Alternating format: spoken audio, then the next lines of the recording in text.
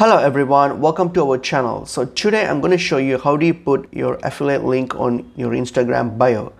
So firstly, open your affiliate link, your Instagram first, in Instagram application first. So once I've already opened your Instagram application, so go to your profile here. So tap on your profile.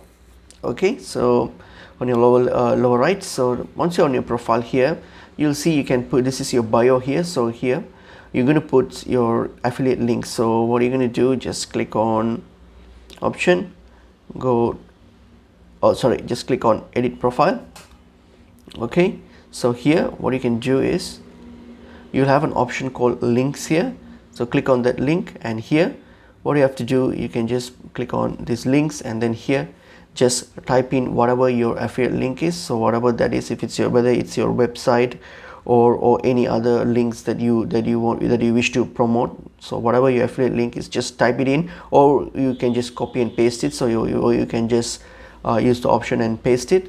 So that's up to you. So whatever the link is there, just do that, and then click on this tick here, and then once you click on that done tick, and that's it, your link would pop up here under, that's your bio, and your clickable link would be pop up here, and people can just click on that link and visit your affiliate links. So that's pretty much it is.